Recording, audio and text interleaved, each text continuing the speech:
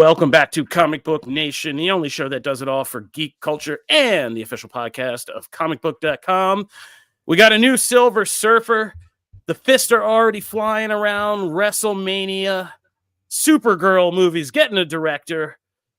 And we getting a new Matrix movie, too. There's been so much that's been happening, I can barely keep it straight. I have half an idea of what this show is about. But starting right off on the top, we're losing one. We're losing a good one this week, and we got to bring him on and say a proper goodbye. Mr. Jim Viscardi is here. Fresh out of jail, California dreaming. He's here. Out on bail, fresh out of jail. California I appreciate it. I'm excited. So Jim has been managing editor of Comic Book. He helped get this site to be a thing, and many of us are here in part because of Jim, and yeah, he's taken on a big new job. Believe it or not, the comic book guy is going back into comic books and going to work for Image Comics, something we announced this week. So Jim is saying his goodbyes, and we had to have him on the show one last time to unlock the handcuffs, let him out, and have him geek out with us one more time because we're going to miss him. So welcome back to the show one last time, Jim. I've been listening to One Last Time from the Hamilton soundtrack a whole bunch, and so all I hear is Washington's farewell address in the back of my head. No, I mean, look, this is I got to live a dream for 9 years, right? 10 years, and it's wild when you're in the middle of it, and everything's kind of happening, and it's, and whatever, you don't really notice maybe as much the impact that you may be leaving. And I just got to tell you, every person who has reached out to just say thank you, congratulations, and all that, like, it truly means the world to me. It is one of those things where I expected to drift quietly off into the night in a sense, but it was got a little bittersweet because I guess over the last couple of days some of my Facebook memories have been popping up, and it is Kofi and Matt and myself in the very first studio doing this show, and it is just wild to see how far this show has come, how far you guys have come, how far the community has come in general, and I am just blessed to have been a part of it, and I can't thank anyone enough for all of it. But man, I'm not gonna lie, I do miss those early couch days. I don't know if you're legally allowed to bring up that crazy couch that we were all forced to cram into. And if you guys don't know, go back and listen to season one. It's like going back to season one of your favorite, comedy shows. It's Always Sunny or The Simpsons or something like that, when we were all drawn real weird. But we were all like in this small studio, and we had to fit into this couch that looked like one of those things you'd find like at a bro's college apartment. Like we'd stolen it off the corner and just were like, but we could all fit on it if we really try. Yeah, it's pretty hilarious. Go check those early episodes. There was never a flattering angle. Never. No. Yo, what do you think I hit the gym every morning? Because sometimes I go back and look at those and I'm like, why? That's why I moved to the desk. Yeah, we all like, get us off this couch. Like, yeah. The desk was wonderful. The desk was wonderful. There were places on my body I never even knew were there until I did this show, and I was just like, wait, what is this part? But it's wild. Like, so one of the things that came up was just like, at that point, the Infinity War trailer had come out, or no, the Endgame trailer had come out. And we were just talking about like how Marvel was lying to us in the trailer because we all got burned from the Infinity War trailer. And that feels like an eternity ago. And it's like I said, like I just can't, like I said, I can't appreciate just the enough the time that all of the things that we've been able to cover over the years, right? And how wrestling has become a huge part of what this show covers, and anime and gaming, and now those get their own spin-off shows in a sense, right? And it's just wild, and I'm excited to follow it now from the sidelines. It's gonna be good. Oh, look, I'll still be in the chat. I'll drop grenades, no problem. Easy peasy. You're gonna be our insider. You're gonna be our insider. We're gonna have Jim's gonna have like 4 burner accounts that just start saying crazy stuff. He's gonna be the comic book. We got to shout out Durant. because we have a bunch of loyal fans who've been with us from the beginning. So some of them are, and you guys could tell. We could tell you guys are our longtime fans based on what you say. Brywood says, "Prison beard on point, Jim." And Chris Chipperson had me burst out laughing here a second ago. He says, "Every time I press the 10-second skip button, I'll think of Jim."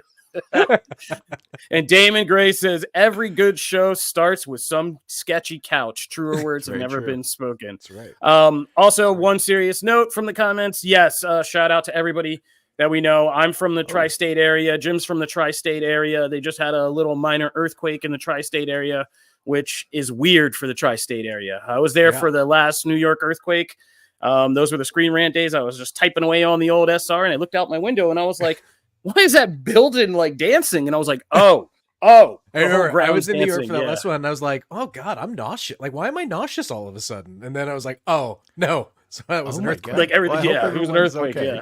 Yeah. So it was a 4.7. It's supposed to be minor, but I know, I mean, just from like things that can fall, physical stuff, to just, the mental, emotional, anxietal stuff of the earth shaking in a weird place it's not supposed to. Shout out to everybody in the tri-state area. That is my home, Jim's home. So yeah. That's the last bit of seriousness we're gonna do here. We've been somber in the beginning here. So if everybody's clicked out of this show, sorry, because we're saying goodbye to Jim and we're talking about earthquakes and so as I kind of teased at the beginning, there's a lot that happened. We thought we had a show, and then news had a different idea. Man makes plans, God laughs, and here we are. But that's what this show is all about, and that's why we do it live. So it looks like I'm up first with the Silver Surfer news, which kind of blew my mind. And in a casting I would have never predicted in a million years, we got that Julia Garner, who is best known, of course, from Ozark, is going to be joining the cast of the Marvel Cinematic Universe Fantastic Four movie as Shala Ball's version of the Silver Surfer. So I know I was on Twitter when this dropped, kind of loving it, getting my fanboy tears because, I just got to have fun with it. I've been doing this too long, so I'm cynical. So I was just like, oh no, your Silver Surfer not going to have the right parts, you upset? Oh boy. Your silver person is going to have, this and that, not that. Oh, boy.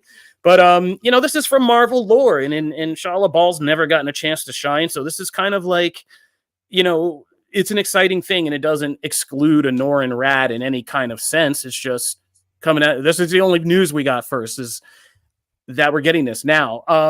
If I'm not mistaken, this was what a lot of people thought. And this was the role that we think now that Anya Taylor-Joy was approached about playing, which is interesting to me. Yeah, that makes a lot more sense to me. Like that, that's really interesting because she just has that ethereal, like, Anya Taylor-Joy has that quality about her that's like, yeah, I could have believed she's an alien person from Painted Silver and, comes from a different planet. Julia Garner's an X factor for me. No X-Men puns intended. Like, I would have never guessed this. She's obviously a great actress. She did Beyond Ozark. What's the thing she did about the kind of rich scammer? Anna. Inventing Anna, yeah. Why you're talking to me like I'm poor? Like, yes. Well, the memes alone have been worthwhile to see. Like, time for you. Yeah. So we obviously know she can take. It's not just the Ozark accent. It's just that character of Ruth sticks with you, So a lot of people just think that's like all she is. They're gonna be like, she's gonna be on a surfboard, like, nah, I came to this planet and I'm going to make sure Galactus gets his meal. And like, yeah, we're not doing that. But it's just somebody we didn't think of. But she also, I could see her. She does have that also quality to her in terms of just looks and physique and stuff like that. So it's interesting, and it's been a long time since Marvel's made me raise an eyebrow. Like, okay, like, let's see where this goes in terms of story, and that's good for Fantastic Four. I think this needs to be the movie that, we've been talking on this show a lot about. Marvel needs to, the MCU needs to get more dangerous again. It's just gotten too complicitly just, predictable and safe feeling and, middle of the road. So I need Fantastic Four in some ways to be that movie that gets weird and has a lot of weird things. I know. I'm sorry I'm talking like you guys. Go ahead, Connor. Questions from the normie section. Does her presence indicate anything. Like when regular Silver Surfer shows up, we know Galactus. But her, what does that mean? Matt, Jim? Jim, you go. Not necessarily. Right. She was a herald, and so she will do there is always that kind of looming in a sense, but like she wasn't always like, she's not always tied as a, kind of the doom bringer that Norrin Rad was. Sure. But I think like the interesting thing about this is, like, everyone who's just like, oh, we're not going to get, like, do you really think Marvel's not going to give you Norrin Rad at some point in some form? Like, you're absolutely crazy. Seriously. Like, that's it, like, it's coming. Be patient. Just roll with it. At this point, just roll with it. Yeah. And this was really just based on one iteration of the character. This is just kind of a one Earth X thing. Right. So, there's a lot of other stuff, as Peter points out in the comments, there's lots of other stuff you can mine from the character, but just the Silver Surfer aspect of it is really just pulled from one thing. So I think I do love Crow. Yes, it's really, that's my main question is, when do we get the Maker in any of this? Does this help us get to the Maker? Because that's really what this movie is all about for me. And also, I will say, Silver Surfer was the one thing I liked about that Fantastic Four movie, the sequel. He was great. Yeah. When people started stealing his surfboards, and like the rest of the movie was trash, but like he was great. So yeah, no, Lawrence Fishburne Silver Surfer was not bad at all. Like I mean, they had the vibe totally right for that character. Yeah, so it's gonna be interesting to see. I mean, but like I said, I need to see Fantastic Four get weird. So even if this is like them hopping through dimensions, and this is one of them, and this is somebody to meet, like I need it to get weird. Mm-hmm. Can't wait to see the cosplays, especially on Twitch. Oh yeah. Oh man, yeah. It's gonna be naked women everywhere. It'll be on. Yeah, I didn't even like. I just immediately, it's so sad. You said that it started at Twitch, and then I was like, many links to OnlyFans coming through Twitch. Yep. I mean, all of a sudden, people are like out of stock on silver paint. Yeah. Stop it. Oh, stop it. Oh man, see what happens when we let Jim out of jail. Oh man, I'm gonna miss this. All right. Oh, so that's it. Yeah, I mean, anybody else freaking out too hard about this? I'm just kind of like, okay, Marvel, interesting. Let's wait and see. And that's about. I mean, and that's to their credit. That's all we can say about Fantastic Four at this point. Like the art, from everything from the artwork. I mean, the main cast seems pretty solid, but to the artwork and everything else we've seen, it's just like, okay. Yeah. Well, I think that's it, right? What's cooking in the kitchen, right? We haven't gotten Marvel hasn't done a true vibe setting for a project like this since WandaVision, right? Like, yeah. Like I feel like WandaVision was the yes, it was kind of still playing off like those classic pastiches or whatever. But even as you moved on past that, like this feels like the first project in a while that Marvel is saying, this is like, we are setting up a very different kind of tone and whatever for this that I feel like they've needed to have done, because otherwise, like, everything else just felt like a Marvel thing, right? Like, and so for them to come out of the gate like this with the painted portraits and staying with that, as opposed to putting out literally anything else, to me is probably the smartest move they're going to make at the start of this, right? Because even take Deadpool for two, right? Like the first couple of Deadpool things just felt like more of the same. Now we're obviously excited for it, all the Wolverine and possibilities for it, but you kind of know what you're getting. Where I like the fact that with all of this Fantastic Four stuff, you don't, but it's still good. All right, thank you, Jim. Connor, I mean, as we said, there's a lot that happened in like the last 48 hours of our job. So apparently we get a new Matrix movie. We were so busy yesterday that I didn't even. Why? Wow. Great question, Jim. But according to the Hollywood Reporter, we are getting a fifth Matrix film. Lana Wachowski is executive producer. She is not directing and she is not writing.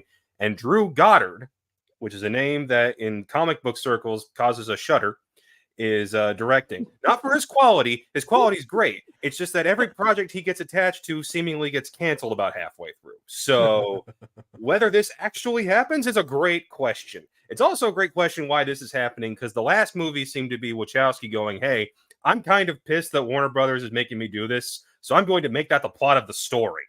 Yeah, it very much was. I'm baffled.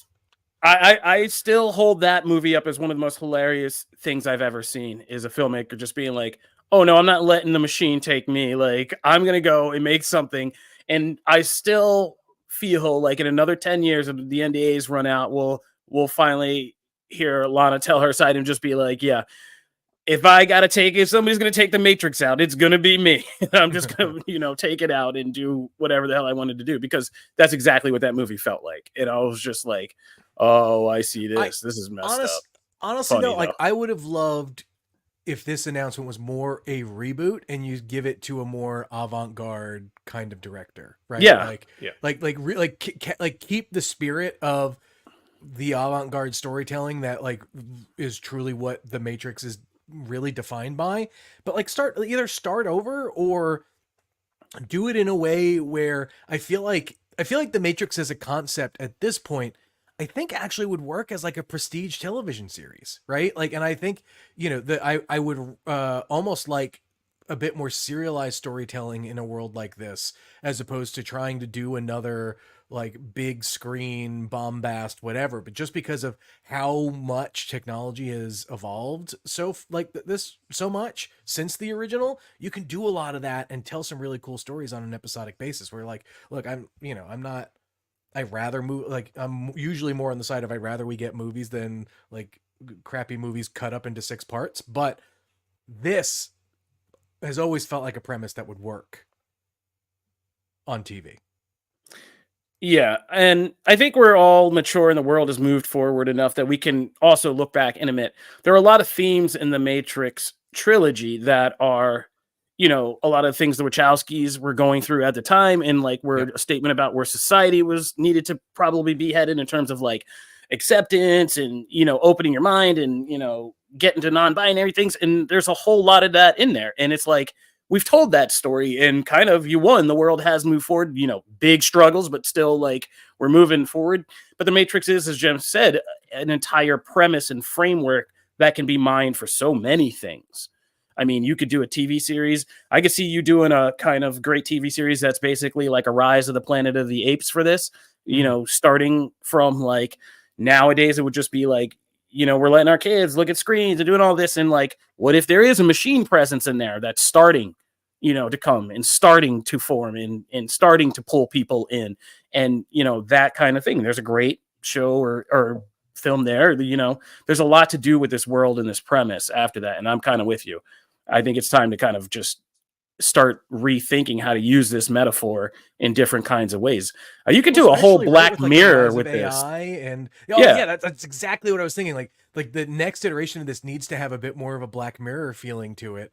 That I feel like that needs to be a bit darker and a bit more insidious. And like I said, with like the rise of AI now and that being a legit genuine fear and like just ties into a lot of the existing stuff that's still going on. But again, I'd rather us either start from a different point, someone a little bit more, like I said, a little bit more avant-garde, like nothing against Drew Goddard, but like I think what you're gonna get. He's reliable. Yeah, he's reliable like studio guy. Yeah. So. And just remember let's just to put it down for us old heads, like one of the most successful things the Matrix ever did was that Animatrix anthology, right? Yep. Yeah. So like I said, Black Mirror, this thing, like there's so many different types of stories you could tell in this. And so yeah, you can go the Animatrix route. You can go to one of the failed versions of this that was hinted at in the sequels that we never got to see. I'm just of the position where it's like, I love Keanu and he is so integral to this series, but Carrie-Anne Moss, the rest of them, they don't need to be in this. Like if you really want to move forward, the cast kind of has to change. Yeah. Absolutely.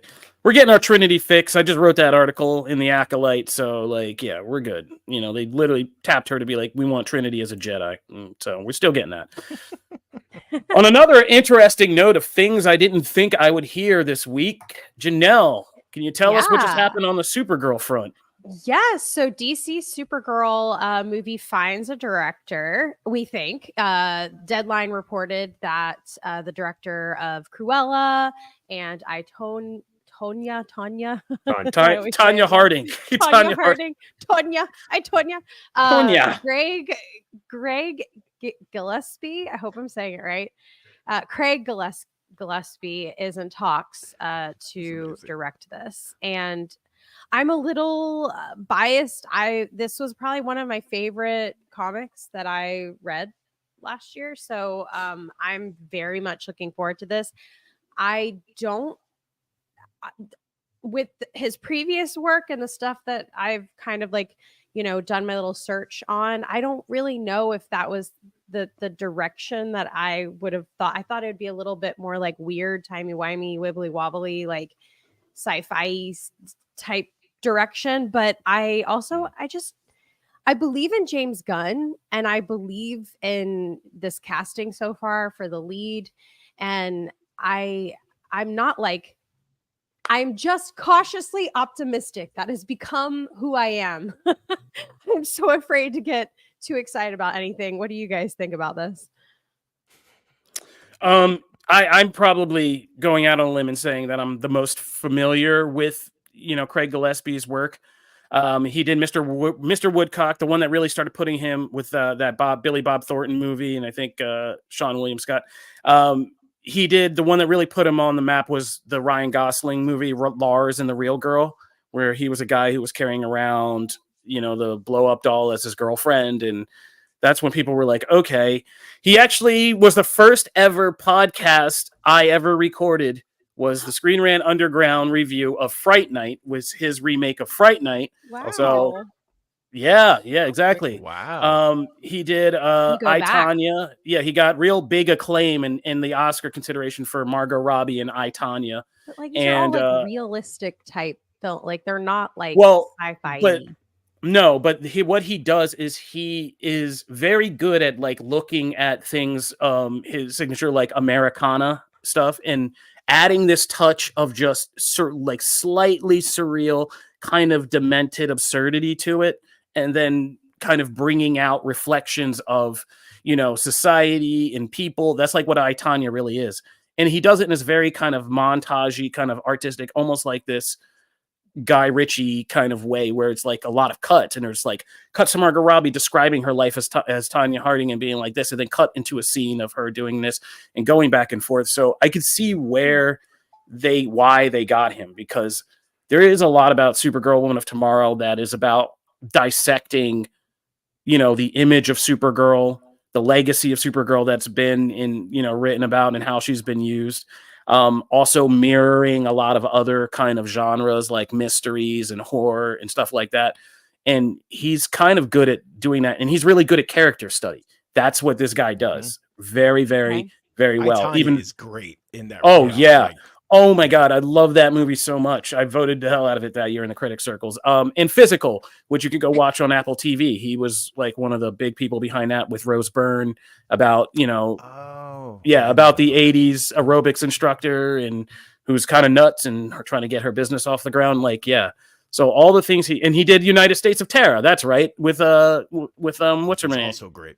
Exactly. So like, yeah, he does. I mean, and he's female character study seems to be in his wheelhouse really well. So I get and why they did that, because it needs to be a little edgy, a little demented, a little weird, funny and dramatic and sympathetic to the subject. And that's a good choice for Supergirl Woman of Tomorrow. I think that's it. I think like him as a choice feels like the kind of surprise, a little bit under the radar choice that even Gunn was coming on to Guardians, or the Russos coming on to Cap, right? Like, I think you need that, almost unexpectedness, but clearly there's something there to get this kind of up and off the ground. And I think Gunn has a real good eye and idea for those kinds of choices. And so like I said, like, as someone who has loved Titania and just what the style, like just even the style of that movie, in the how it tells that story, has me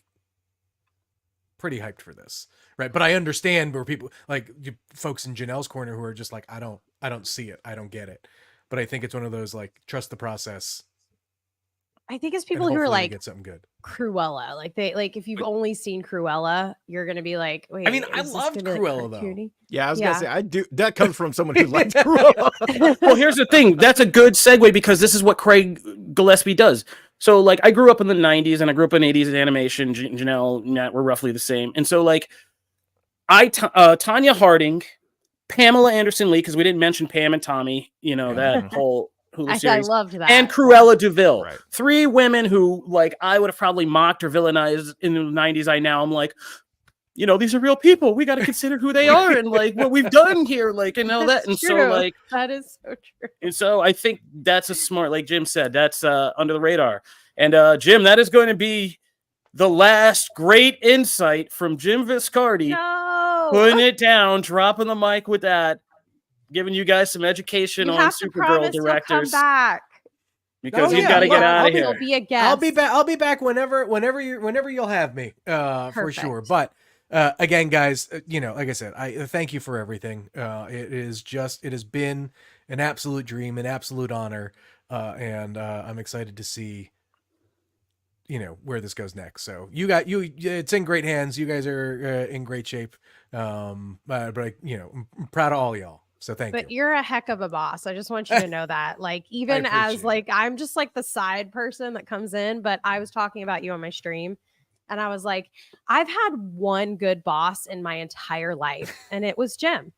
And I hope you know that because I've worked in Thank you. corporate America and music industry and entertainment, and you're wonderful. So you'll be remembered, and we love you. I appreciate Everybody it. thank Jim for not canceling our show. We're 6 years strong, and he didn't cancel us. So, thank And you, it got Jim. rough Faith. sometimes. And it So, got real yeah, rough. yeah, Don't yeah. ask about those COVID years. So, yeah, thank you, Jim, for never canceling our show. We love you. We're going to miss you. Have a good time out there, buddy. Enjoy your Friday. I love it, guys. I'll talk to you. Have a good one. Thanks, Jim. Peace. All right. Now that Jim's gone, let's talk all about him. No, I'm just kidding. Everything we said was good. The beard was majestic, though. Yeah, I mean, that's the beard of a man starting a new life under a new identity. Say hello to Miguel Sanchez. All right, that's a Simpsons reference. If you know, you know. We got to keep the show moving. Oh, Matt put in an ad break. Smart Matt. Matt playing the show today. Thank you, Matt. And it's been a crazy week since Jim's been leaving. We got a lot to do. It has been hectic. So we got an ad break. And when we come back, we got to talk about a new movie that's in theaters, some big new stuff that's coming to TV, and catch up with the stuff we're already watching. Plus, there's a big section that just says Matt's Agenda. And we got to get to that. So stay tuned.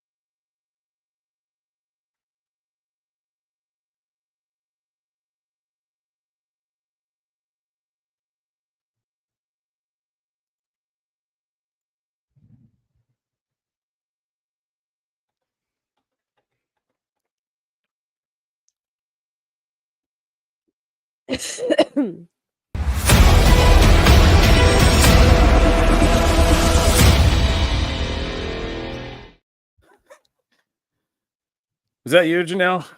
What? Yeah, I think it would. Did I cough? Yeah. You gotta clear that throat, man. We're about to talk. Oh, yeah. I know. We heard you. We heard you Go coming in. down. That's hilarious. Yeah.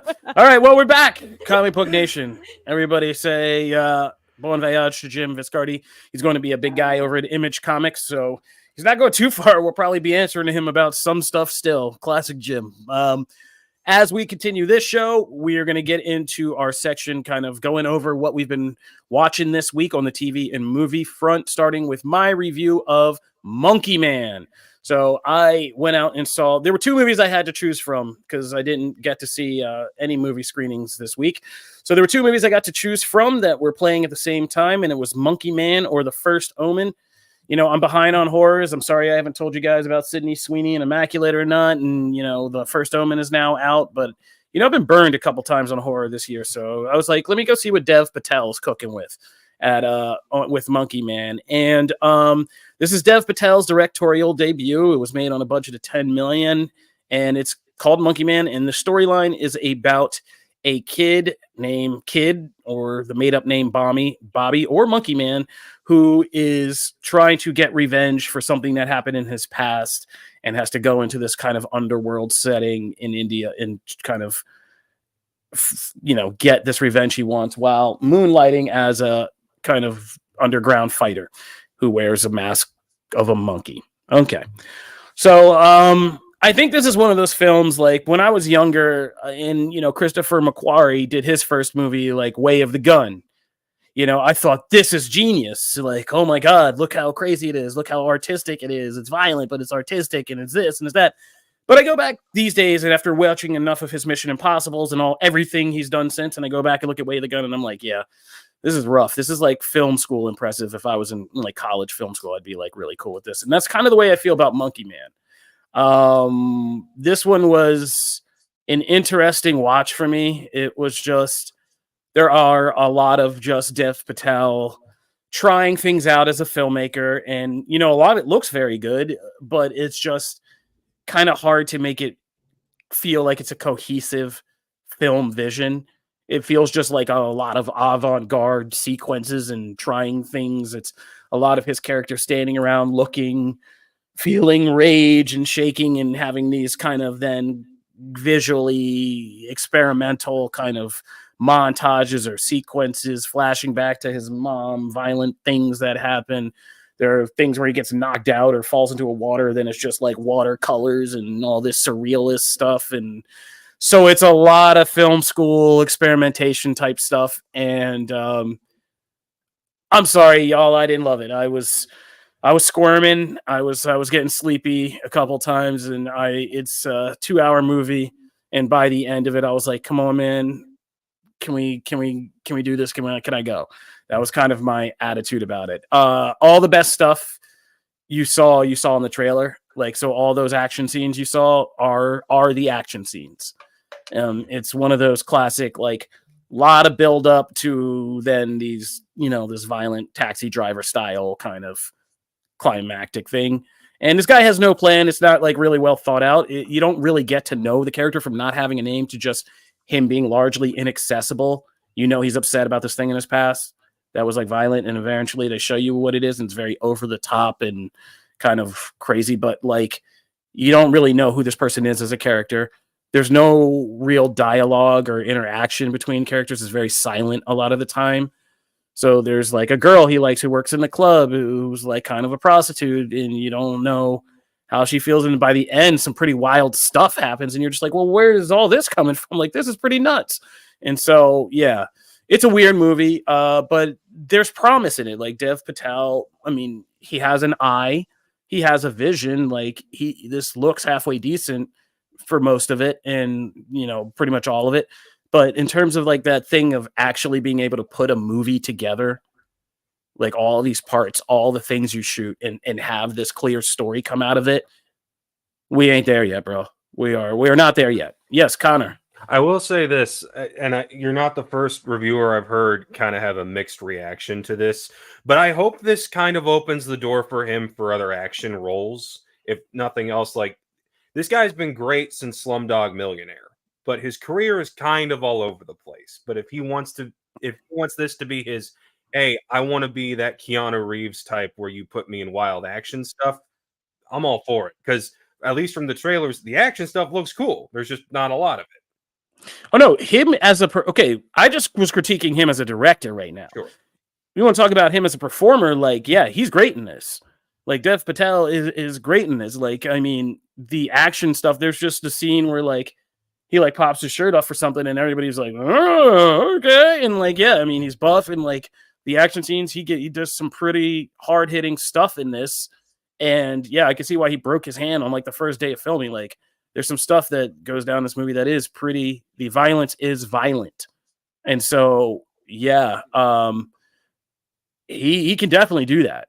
Like, guy looks like, what is that thing they say in Fight Club? Brad Pitt says he's like something about buff guys or just like, that's just show muscle, like, skinny guys fight to the bone. Like, yeah, yeah, this guy fights to the bone. So I'm totally with you on that. As a performer, Dev Patel does great as an action leading man in this. So definitely could see him in roles. Definitely could see him in like a scary kind of villain role too, as like a physical action movie villain kind of role. So yeah, he's not bad at all. I'm just saying, as a director, kind of putting this all together, he's still got some work to do there. But yeah, I would have almost loved it more if this was less deep and more just, hey, I'm just getting out of the gate with a simple revenge story, But there's a lot of deepness. There's a lot of cultural stuff in here. There's a lot. Too much. All right, so that's Monkey Man. You can check that out. I wish I'd seen the first Omen. I kind of love a good just beam horror movie, but here we are. I do it for you, the fans. I'm up next. Still talking. I guess I got to earn my shirt today. About talking about Star Wars: Tales of the Empire. So we got this trailer. I did not see this coming. Star Wars: Tales of the Empire, which is the next installment of the anthology series that began all the way back in 2022. I feel like 2023 did not happen. Like, I feel like it just, like, we skipped. And yet it was a great year for movies. So yeah, and it was a great year for us, like, for this podcast. So, like, but it's still just as, like, it's crazy because I'm like, oh yeah, Tales of the Jedi was 2022. Yeah, and so this is the next installment, which will, of course, flip it around and look at characters who fell to the dark side. So we got this trailer. It was very good. It was very exciting. I know a lot of people are probably the Janelle's probably like, who are these people? But Morgan Elsbeth, right? Because you watched Ahsoka. She was like Thrawn's like little witch lady lackey that was trying to get him back from the universe. So we're going to be getting a much needed kind of backstory to Morgan Elsbeth. And you probably don't know the other person they're featuring, who is Barriss Offee. Barriss Offee. I hope I said her name right. If Star Wars people are going to come for me. And she was featured in the Clone Wars series. She was Ahsoka Tano's Barriss Offee was Ahsoka Tano's kind of best friend. And when she was training to be a Jedi, she was also a Padawan. And she was one of the people who, like Count Dooku and some others, began to look at what the Jedi were becoming under the Republic as them falling away from their true purpose, like becoming, generals and soldiers instead of peacekeepers for the entirety of kind of life and serving the Force. And that made her have a falling out with the Order, and she bombed the Jedi Temple and framed Ahsoka for it. And that's why Ahsoka left the Jedi Order, because even though Anakin tracked down Barriss and arrested her, Ahsoka was like, yo, y'all turned on me like in a second, man. Like, maybe my best friend isn't completely wrong. Like, I'm out. Like, I don't think blowing stuff up is great, but like, I'm out. And that's why Ahsoka left. So it's very interesting that they're bringing back Barriss, because the last we saw, Barriss was arrested during the Clone Wars. And this is, if you look at this trailer and look at kind of the dissections of this trailer, it's clear that somebody brings her out of a prison cell and is just like, yo, we got this empire. You can have a place in it. We got these Inquisitors. You can train to be one. And so that's what's happening. There's this big theory because, that she will become a character we've already seen established in Star Wars Rebels, but there's a kind of continuity, as always with Star Wars, guys. There's a continuity problem. That in Star Wars Rebels, they actually had a fight between this Inquisitor and Ahsoka, and they never said a word to each other. So that kind of weirds people out, that maybe that's not going to be a thing. So we'll see. But, the characters may confuse people, but I like that we're going to a dark side story. That's kind of interesting. And we liked the first installment a lot. The first installment was, of course, about Count Dooku and Ahsoka Tano. And so I'm kind of interested to see what they do with this. What did you guys think? I'm bummed we don't get more of Count Dooku looking like Nick Wright from First Things First, but that's just me. This looks like fun. It's so random. Yeah, I was like, it took me a minute. When you I was like, see what? But that's me. No, yeah, it was good. It took me a minute. Janelle, as our kind of more mainstream Star Wars fan, is this just like too out there for you, or did you see No. enough? No, not at all. And also the animation looks beautiful. I know obviously like they've worked with this type of animation before in the past, and it just looks really easy to watch, which I think is really important for maybe people who aren't as into animated and non-live action stuff. So it's really just depends on the storytelling and how well they kind of look out for people like me who don't know everyone. And I feel like they've done a really good job in the past, so I do trust what they're going to do with this. All right. There you go. Janelle said it. That's what it is. Okay. We're also we're losing people left and right today. Matt's got to go because he has a busy weekend ahead of him because something big is happening this weekend. So Matt, Connor, you guys just kind of take over the show. Sorry to our producer Peter for us rearranging everything on the fly, but let's get into it. This week, what is happening in the world of wrestling? Isn't there some little thing happening with some guy made of stone or something? I don't know. It's in a town you're familiar with, Kofi. Yeah, it's WrestleMania 40. This is the, if you listen to The Rock, it is the biggest WrestleMania of all time. This is shaping up to be quite something, a 2-night event, obviously, since they made the change over to 2 nights the last few years. It's also WrestleMania weekend is the home of every other wrestling promotions big thing happening around it. Also, there's NXT Stand and Deliver earlier in the day. It's a lot going on in wrestling. We will have all your coverage right here on Comicbook.com throughout the entire weekend. In fact, there's already you can check out on our social channels a brawl that broke out right during the interview presser between LA Knight and AJ Styles. That's the only interjection I need. Was that real or is that just part of the show? Like, I can't tell anymore. Like, Who's you guys know? Point, I personally, I know Liam Crowley is there, so I think he had something to do with it. Yeah, that's right. That's accurate. he just happened to be right there with the camera. You know what I mean? We'll see. He just towered over both men, and they were like, "We got to fight each other to prove our dominance." So obviously, big matches on night 1 and night 2. Connor, what matches do you feel steal the show? And do you think, is there one superstar in particular that you feel like kind of enters that next echelon, that next superstar tier? So the two main events have taken up so much oxygen when it comes to the conversation surrounding this. I think if we're going to talk show stealing, that 8-team ladder match is the kind of car crash that I've been missing from these WrestleManias. Money in the Bank used to be a staple of this show, and when that got taken away, it felt like something was missing. So the fact that they're kind of bringing it back with these tag titles, I dig it, and it also all but confirms that we're actually splitting up the championships, which I appreciate. Right.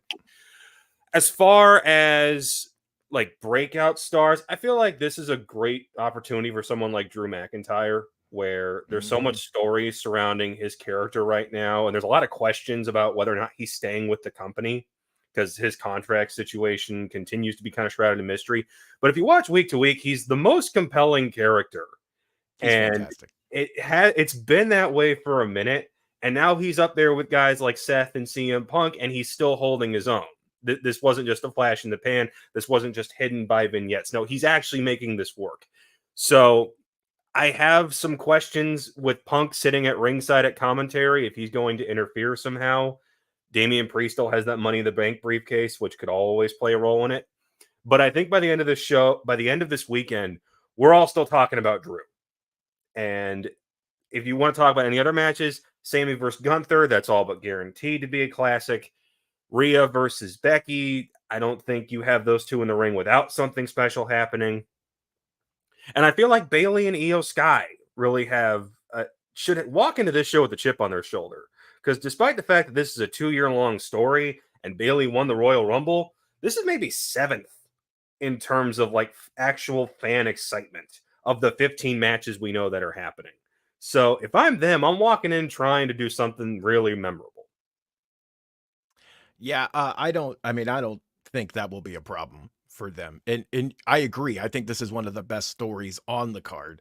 And it is getting overshadowed a bit just because of the, Rock, Roman, Cody, Seth program, the program that has expanded to include like 9 people. I think it's just like by nature. And then obviously the women's program that's kind of you know, the one that more people are invested in is Bailey because it's Bailey. I think just the work that she's done and the damage control storyline that they've worked with, especially over the past 6 months, they've done some amazing work there to kind of recover what was a very shaky start to that whole era.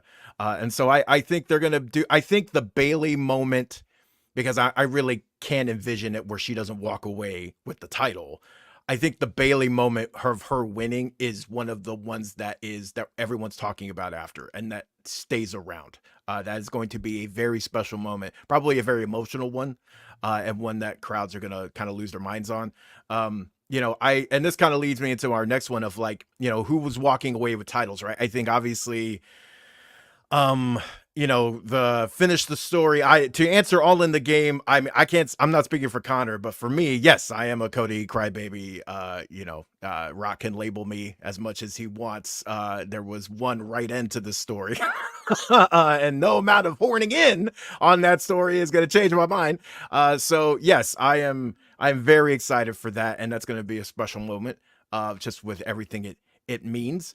But I do think that there are a couple of question marks. I mean, obviously, like Gunther, I don't think do you think he's losing that title? I think don't that think he is. since they've started invoking Rocky 3, where he just straight up did that scene that Rocky did with Adrian, where he's like, I'm scared, all right? For the first time in my life, I'm scared. Like, you had Sammy do that scene. You're in Philly. There's rumors that Stallone is doing the show opening promo. That I feel like we've set the stage, you know? And if you're going to have... So, all the game also asked me, yeah, I think Cody's winning this thing, and we'll get to that in a minute. I think Cody Gunther, they are looking at Bash at Berlin or SummerSlam that is the obvious main event. And to get there, you kind of have to get the title off of Gunther, and you also need to give some room between him taking that first L and then getting in Cody's business. So it makes sense for him to drop it here. Honestly, I think unless you're Rhea, I feel like every title, and Logan Paul, because SummerSlam's in Cleveland, he's walking in with the title. Everybody else is pretty much, I think titles are changing hands on this one. Rhea, I'm torn on, because Judgment Day is obviously going to come away with this fracture to some degree, because they're going to lose the tag titles. We don't know what's happening with the briefcase. So this could really end up where like Judgment Day just loses across the board. There's arguments to be made of keeping Rhea as the one shining star there of the group to keep it kind of together, and then you have someone turn right and all that, or just take it off of her and then the entire group is like at the lowest point they've ever been. And you know, it's just like, I don't know how you do that. I could see it going either way, but let's get to the last point, and you touched on it, right? Look, you have two main events here that are related to this Roman Cody story. So this is obviously the biggest story going in. We've been talking a lot about this over the past 2 years. There's been no shortage of discussion on Roman Cody round one. You know, if Cody wins, what was it the right decision? Now, this is hindsight, obviously. So we have what we have right now to work with, as far as like not considering plans that were and plans that just whatever is here now. With hindsight, was this the right decision to not make Cody the winner of that last match? Connor, how do you feel? Cody still should have won last year. And the reason why is that you look at where Roman Reigns is at right now, and he has half of the momentum he had a year ago. He is being overshadowed by his much more famous and charismatic cousin right now. Had Cody won last year, you would be able to have your dream match of Rock versus Roman without any interference or any severe backlash from the fans. You could have had what you wanted.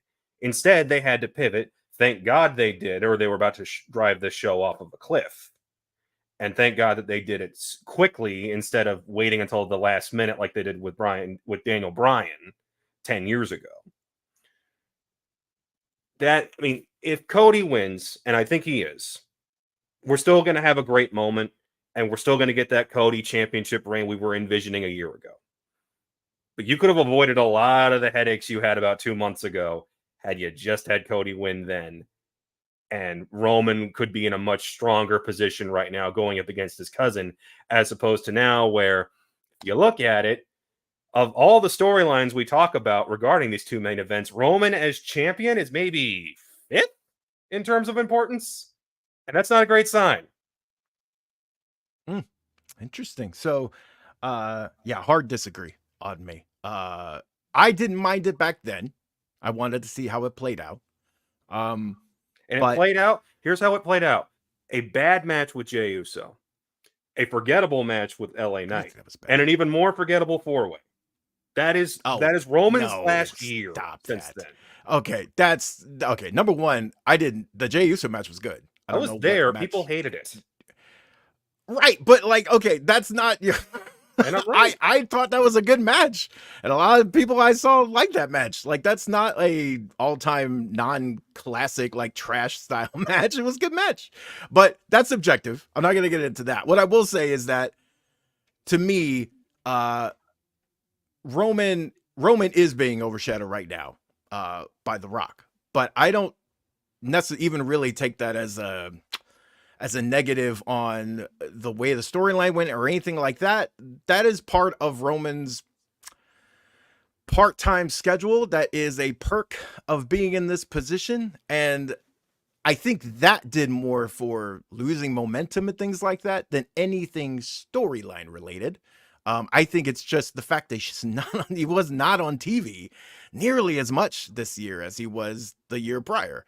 I think that, to me, is more of the reason why he's, as a kind of just a standalone champion and stuff, has lost momentum. A lot of people talking on mics throughout the last year, bloodline related, that were not Roman. So like, it's just by nature, I just think like he's lost some heat that way. But looking at the opposite side, the storyline is the hottest it's ever been.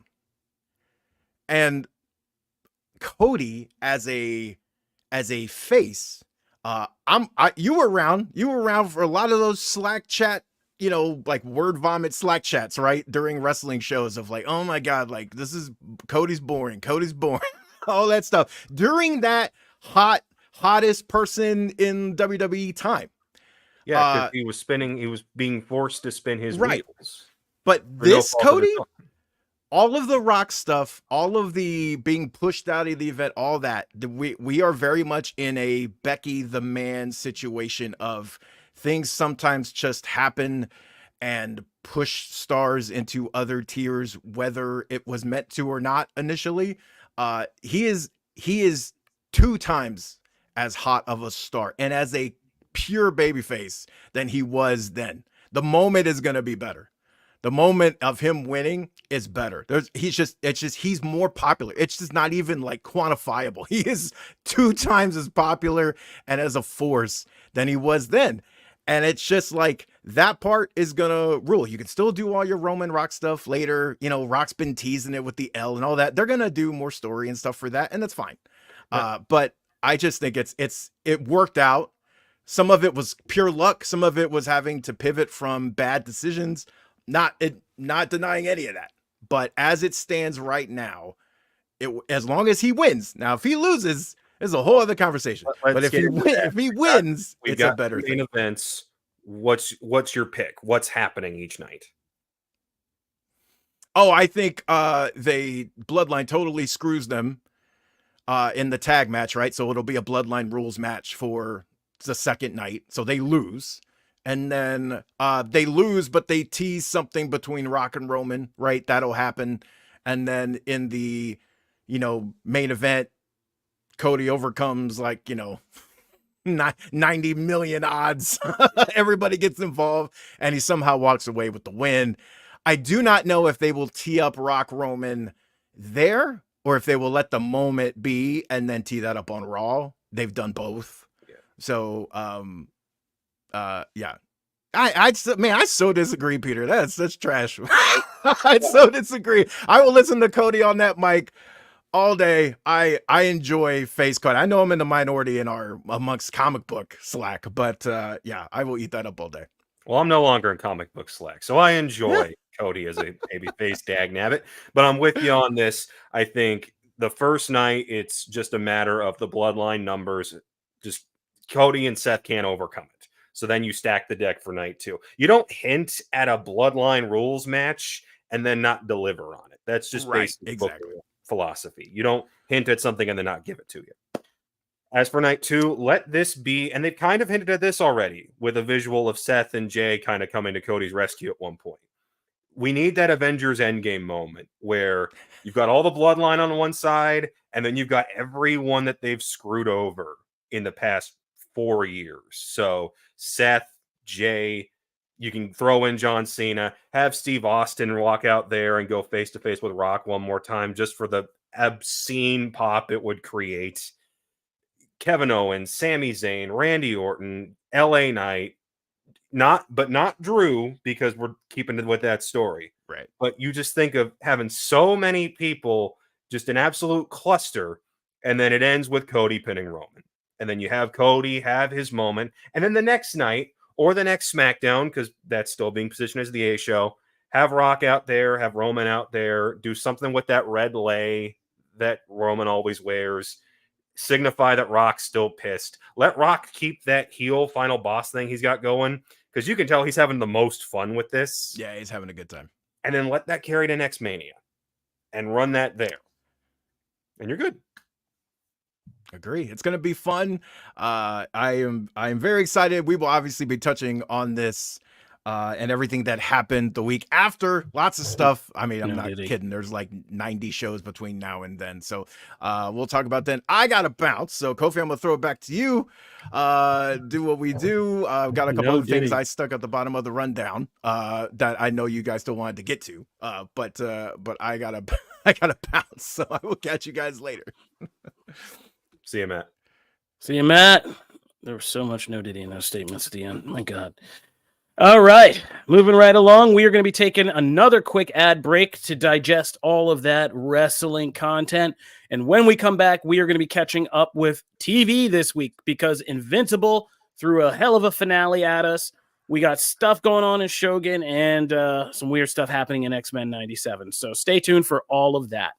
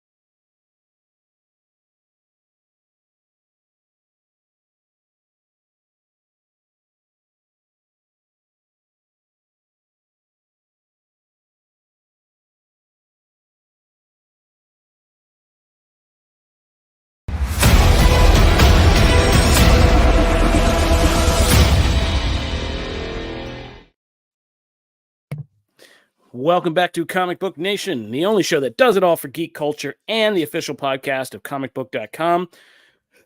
In the first half of our show, we reviewed the Monkey Man movie. We talked about the new MCU Silver Surfer, plus some other stuff. And then Matt and Connor broke down everything happening at WrestleMania this weekend. So be sure to be tuning in for all of that and to have Comic Book Nation's YouTube page bookmarked for you, because I'm sure we'll have some content from WrestleMania going up there and on the Comicbook.com main YouTube page, and Comic Book Wrestling, where all your wrestling explanations can be found.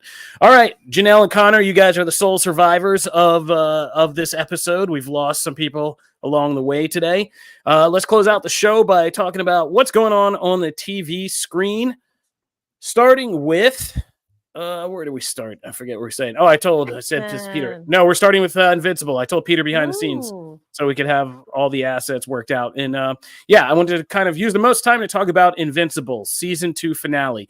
I did a whole recap of the finale with J.K. Schmidt joined me for that one. So go to our podcast feeds on Apple, Spotify, iHeartRadio, and all your podcast platforms. And check out me and JK breaking down Invincible episode 8, the finale episode. But how did you guys feel, Connor and Janelle? I'm always curious because I love to get your guys' takes about how you felt about this episode and therefore Invincible season 2 as a whole. And I love you guys as a sample because Janelle has never touched this comic while Connor is a big fan of this comic. So glad to kind of get it from both sides here. Oh God, I just did. Yeah, I want to hear Connor first as the expert. Sure. So I really dug this season finale. And the more I've kind of sat on season 2, I came to kind of the conclusion that season 1 had a narrative hook in Omni-Man. Season 2 had a theme, and the theme is trauma. Now, lots of shows are about trauma. Lots of movies are about trauma. Lots of storylines can be boiled down to trauma. But this one actually tried to dive into how do you handle trauma in different ways. And you have Mark's story, Debbie's story, Eve going back to live with her parents after her failed superheroics, Rex basically lying there being like, I need to rethink my life. Everything with Cecil's agent buddy, who's actually the robot, that's actually fairly new to the show. The comics didn't really dive into that. It was very matter of fact. He's a robot. I love the thumbs up thing for the folks watching the live stream. And it makes you wonder which is better. And I think overall, the thematic aspect of season 2 will have it stand out better. But if you ask me which one you should watch, I'm going to say season 1 because it's more intense and it's more, you're on the edge of your seat waiting for Nolan to basically explode. And when he does, it's freaking brutal. As for what they did with the second half of this season, they didn't try to rewrite this the way they did season 1. They stuck to the actual comic as loyally as you could without adding in some superfluous things. So when they got to Angstrom Levy in the season finale, I was like, okay, are they going to do Invincible War? Well, they don't really have time for it. If they had brought back Angstrom sooner, they could have gotten to it, and then you could have had a hyper-violent season finale with a certain Viltrumite showing up. But I guess they're saving that for season 3, and probably for the best, because I'm glad that the Levy conflict wasn't abbreviated. Because when you read that in the comic, that reads as a, oh, this is some dark season finale type stuff. And I'm glad that they kept it in its entirety. And then it also shows that, hey, this adaptation can still throw its fastball and improve on the source material. Because there's that one scene where he kills Angstrom Levy and hits that line of, I thought you were stronger. In the book, that's played as a laugh, where he goes, oh, crap, I've killed you. I didn't realize I could kill you. And now I'm stuck in this alternate dimension. In the show, he's not just saying that to Levy, he's saying it to himself because he realized he's not strong enough to still let himself lose control. And that moment hits you like a truck as a result, instead of it being kind of a weak punchline. I love this show. I'm glad it's sticking around. And I think season 3, they're going to have to move around some stuff.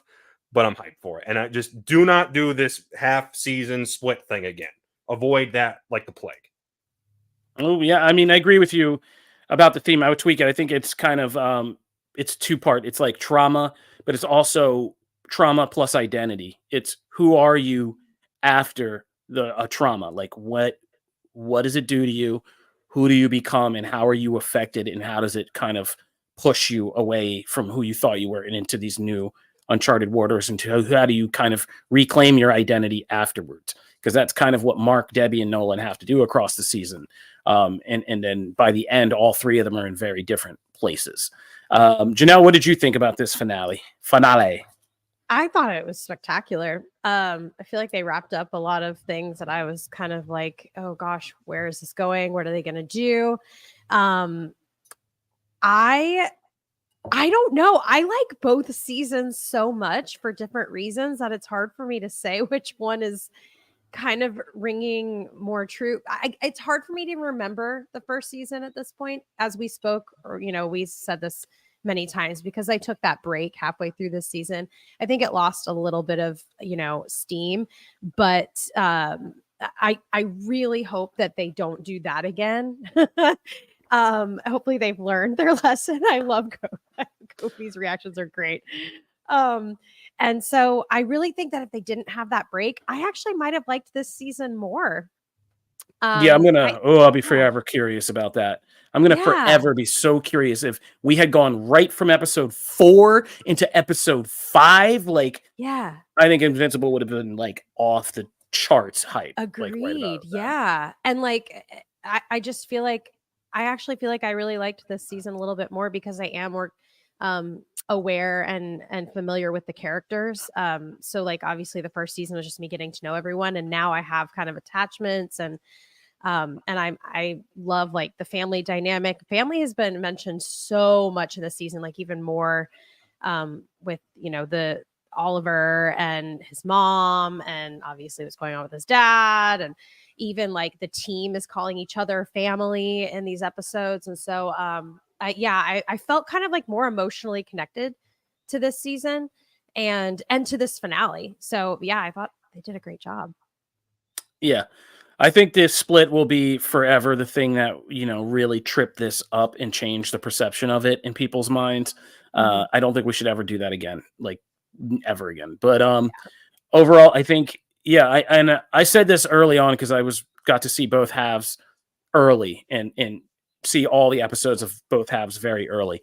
And I just knew right from the jump, I was like, yeah, this will be the one people criticize, but it moved the pieces around and did things in unexpected ways that I think better than most sophomore seasons do.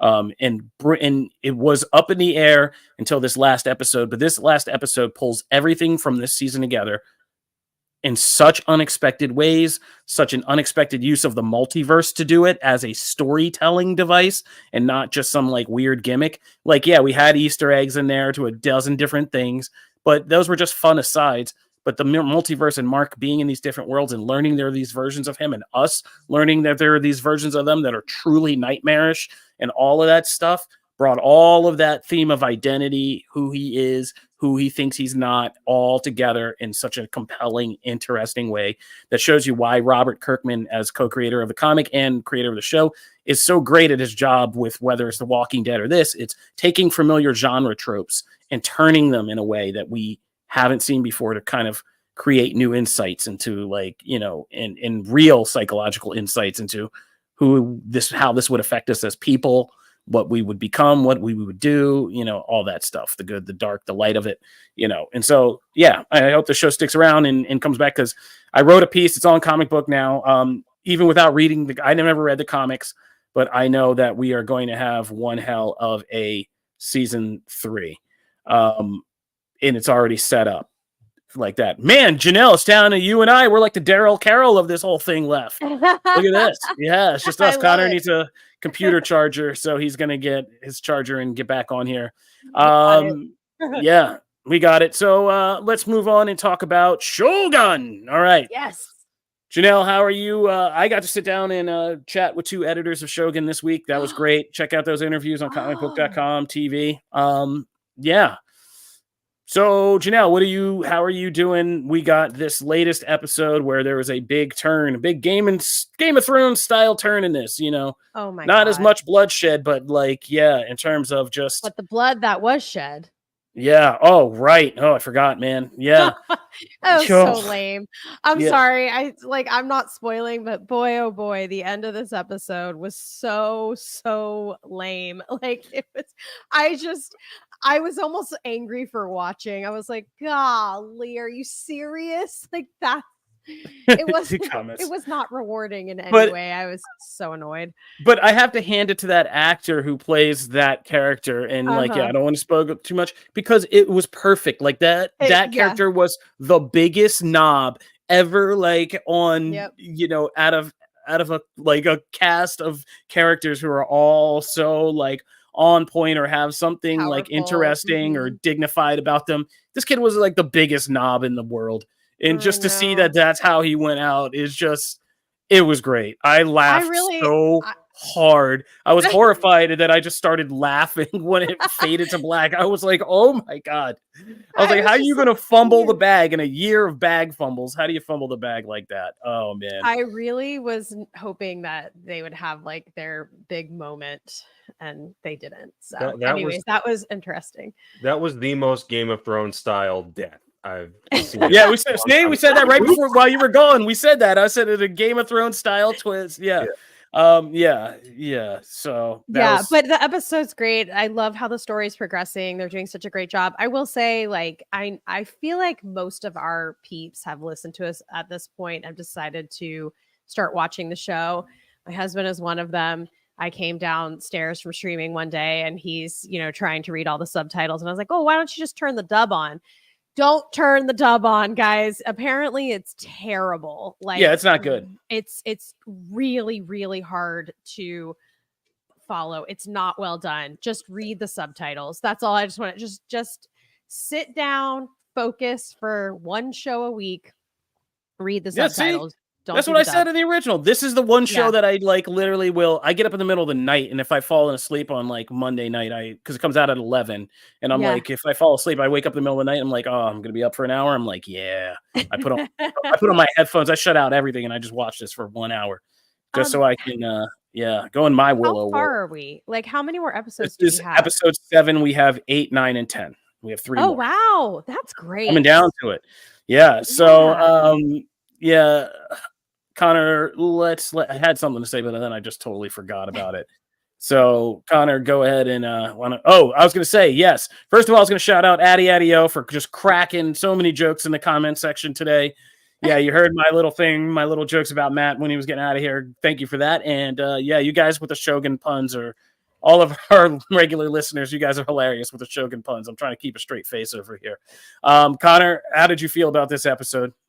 Oh, it was solid. I mean, the surprise heel turn from the half brother, the attempt at trying to amend that situation, leading to the final moments. It's just such a gut punch. And was that in the book? Because I know there's a death that wasn't supposed to be a death, and they've changed it. I don't think so. I don't remember that because I feel like I would remember that part of the book. But the book is dense. Like you have to understand how dense the book is. But no, we're getting into a portion of the show that is very different from the book in some ways. Okay. Yeah, I am ready to get back to Osaka just because I know that's where what this is all leading to, and we've been kind of stuck in that camp there for a minute. But I know once it does, things are going to get nasty. So. But for all the little, it's just another episode full of little character moments that make you go, man, this show was so well written, and people are missing out on it. This thing should be hyped to the level some of our big monoculture discussion shows are, and it's a shame that it's not. Oh, it's bubbling. It's doing good. I think we're doing okay. This is one of those things, and when it's done, it's one of those things that can truly live on through summer and throughout the year. Then we'll have like people coming and be like telling us like, hey, this show Shogun, it's so great. And we'll be like, man, where were you earlier this year? But whenever the Ghost of Tsushima sequel comes out, they're gonna be like, this is just like Shogun. I'll be like, you Philistine. Yeah. So they're cooking on another level. What I was gonna say earlier also is you guys better defend me. Like, I want people in like this podcast starting from this circle to defend me, like Toranaga gets defended. If anybody makes an old crazy story about me, maybe go in the bathroom with myself, you guys start grabbing your swords too. Be like, what you say? What you say? Yeah. I love how this show, that's the thing I love about the cultural kind of echoes of this show. It's like, you literally can die over a bad word or a bad joke. It's like death ever present, as they said. All in a game is correct over on the YouTube feed. Let it win a bunch of Emmys, and then let's see who comes to this thing and starts watching it. But it's going to be one hell of a content block whenever it's done. And one of my conversations with the editors got me excited is, they have enough to make even a longer version of this. But just for reference, in the book, you jump perspectives. So you're not like with Blackthorn the entire time. There are chapters like Toranaga. There's chapters like Mariko. You like read about some of the lords. There's even like little side chapters about like what Ishido's doing, him trying to talk to some of the lords, what some of the Christian lords are thinking. Like, and so you get a lot of people and you read a lot of things. And there's like one whole section of the book we're in now is like, there's portions where they just kind of leave Blackthorn for a while. And it's like you reading other people making moves and like what Toranaga was doing before he came back to Enjiro and like all of that and stuff. So there's a lot more of that. So also poor Blackthorn, like he gets the sword and he tries to fence with it. and they just look at him like, "What the hell are you doing? You Yeah. hold it with two hands." Oh yeah, that beach thing. Yeah, there's a lot. Every guy who's ever been in a gym knows what that situation was like. When some guys just like, that's not how you bench, and they come up and you're like, oh boy, it's just my first time, sir. Like, leave me alone. But yeah, great show, still cooking. We highly recommend we watch. We got to get out of here, but any one of you want to explain to me what the hell that latest X-Men episode was about? It was about Nintendo games. That was Yeah, weird. gaming. Yeah, it was a takedown. It was a little weird takedown of gaming. There were a lot of fun Easter eggs to X-Men video games in there, like to the actual X-Men arcade games and stuff like that. And if you haven't listened to our top 5 Marvel, me, Matt, and Logan, kind of in our prototypical quick save days, talking about top 5 Marvel games, go listen to that. There's a lot of fun stuff in there. But this was the first one. This was the first X-Men 97 episode. It wasn't a miss. It was fun. Anything with Jubilee is cool with me. And we even had the original Jubilee voice actor appear in this one as old Jubilee. And it was a cool kind of Tron-ish episode, but like, yeah, it was definitely one I could have been folding laundry to. You know what I mean? Mojo feels like he felt like he was ahead of his time when the original show came out, and now he's way dated. Yeah, now he'd be like a TV executive who gets, fired very quickly for not pumping up the numbers. It'd be like, your programming is not crazy enough. Like, what are you doing? Like, somebody needs to die in this X-Men show, like in this X-Men thing. Like, but yeah, Mojo was always just a weird villain to begin with. And nobody really who really loves Mojo? And then him and Arcade are just Zero does apparently. Who does? Phase Zero. They were raving about this. They actually really liked this episode, and there was a lot of love for this. So it's okay. I know, hey, isn't it? I haven't done my promos this week because I was genuinely curious about the experts' thoughts of this episode, and man, they were raving. They loved it. Hey man, I haven't done my promotions today, but yeah, if you want to hear some good MCU dissection, go over to the Phase Zero feed and check out their latest episode, which is apparently praise for this Mojo episode. Yeah, Black Bantha says in the comments, yeah, Spiral. I love Spiral. Don't get me wrong. When I played that X-Men Children of the Atom game, I was a Spiral, that was my fighter. So I love Spiral, but yeah, Mojo's just one of those characters. He's like, for me, he's like Arcade. It's like whenever he even showed up in the comics, I knew I was getting like a 1 to 2 issue arc that was just going to be mid, like guaranteed mid. Yeah, I don't think Mojo's ever had he needs that like Riddler kind of hush moment where we're like, oh man, Mojo actually did something that's like crazy, has stakes and matters, and he's diabolical and scary.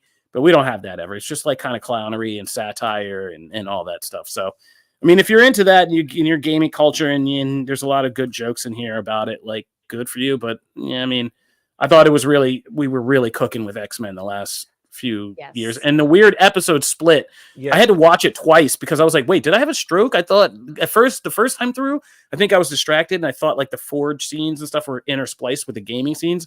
But then I watched it again. I was like, no, these are 2 separate episodes in one. Like, that's kind of nuts. Yeah. How do we feel about the Forge Storm, like very quick love story? Because in this household, we support her with Black Panther or Wolverine, because that's what I was reading. Well, this is all, I mean, X-Men, to its credit, like we said with the other episodes, is doing what the comics did in just condensed form. Sure. Like, this is the adversary, this whole thing with Storm and Forge. This is directly from like 1980s X-Men comics. Her mohawk, that whole thing, they did have a romance for a while. And that's how I got actually introduced to Storm, was when she was kind of having that tense coming out of that relationship with Forge thing going on. And I was like, oh, we got Black and Native American love going on. This book is crazy. Like, let's go. And that was like 90s era Jim Lee X-Men right about that time. So but it's also one of the weaker storylines of X-Men, like the adversary, all that stuff. Like, it's kind of weird. That was 80s, 90s stuff. And so it definitely feels like that. We keep getting Genosha name drops. Are we? And that place is known for not being around after a certain point. Are we building to that? What do you think? I think there is going to be definite Genosha. There's stuff in kind of like trailers and stuff that we know we're going to get a showdown in Genosha. The animated series already did a lot. They did the whole Extinction Agenda, then kind of the Phalanx Covenant, that kind of spun off from that with Cameron Hodge and all that. So now it's like Magneto's thing, and that does not end well. So we're going to see how that goes, but that'd be a very dark and interesting twist in this show. So I'm kind of interested to see. And for All in the Game, again, that's a good question, but right now we are literally seeing Tony Stark intellect versus Forge intellect in current X-Men comics in the Fall of X events, where like Forge's Krakoa tech and Tony's kind of Sentinel tech has been co-opted, and so we're seeing a lot of the big tech masters have a showdown in X-Men comics right now. So go check that out. All right. Unless anybody has anything more pressing, I think we've done it today. We've earned the check. We've done the thing. We said goodbye to Jim Viscardi. It's going to be a crazy WrestleMania. We got a new Silver Surfer, but don't freak out. And we're getting another Matrix movie, and hopefully it's going to be something good out of the concept rather than what we got the last time. All right. If you are just getting into us, we are I did it again. They're going to get me again. Oh, no, did he? All right. So we are ComicBook Nation, the only show that does it all for geek culture and the official podcast of Comicbook.com. We do all things geek culture. It's not just this live show. This is just our main show every Friday.